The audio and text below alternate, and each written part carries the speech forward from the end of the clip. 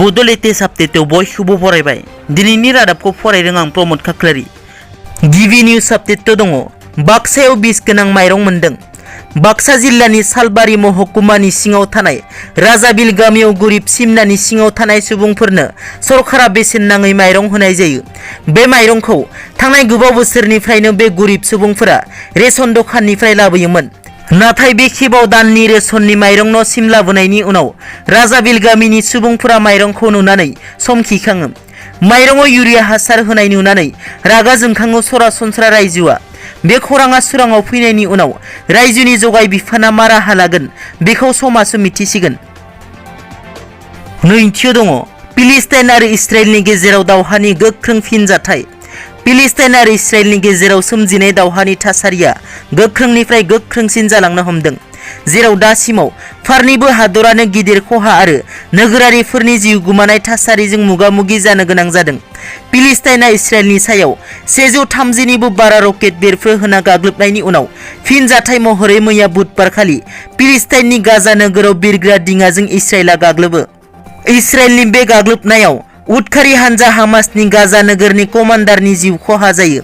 मोनसे खेंफारथिनि गेजेरजों हामासआ फोरमायदों दि साननैनिफ्राय गाजायाव सोलिनाय बे दावहायाव बसे मित्सा मुंनि सासे हामास कमान्डारजों लोगोसे माखासे सोद्रोमाफोरनिबो जिउ गोमादों होननानै हामासआ रोखा खालामदों।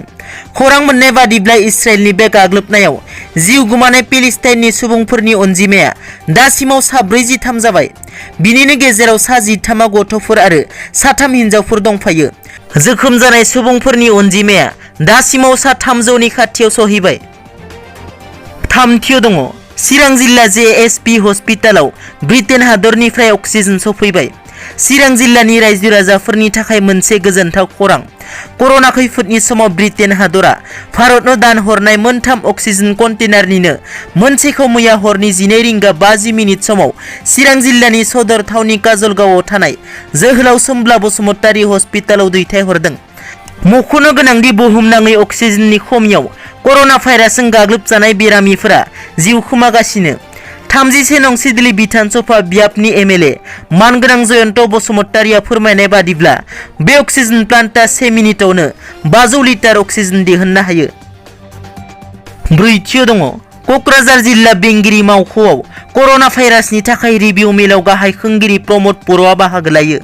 दिनै क'क्राझार जिल्ला बेंगिरि मावख'आव कर'ना भाइरासनि थाखाय रिभिउ मेलाव बिटिआरनि गाहाय खुंगिरि प्रमद बर'आ बाहागो लानानै खौरांगिरिफोरनि सिगाङाव बुङो दि बिटिआर खुंथायनिफ्राय गासैबो गरिब एबा दुखुथिया सुबुंनो हानायमानि मास्क आरो सेनिटाइजार राननानै होगोन। आबादारिफोरनो बिटिआर खुंथायनिफ्राय माबोरै कभिड-19नि समावबो मावनो हायो बेनि राहा लागोन। लोगोसे उदालगुरि ओनसोलनि तरमुज आबाद मावगिरिफोरनि थाखाय राहा लागोन होनना रोखा बुंथियो। दिनैनि रादाबा एसेनोसै। नोंथांमोना जुदि आंनि चेनेलखौ दासिमबो साबस्क्राइब खालामाखै, अन्नानै साबस्क्राइब खालाम। गोजोन्थों।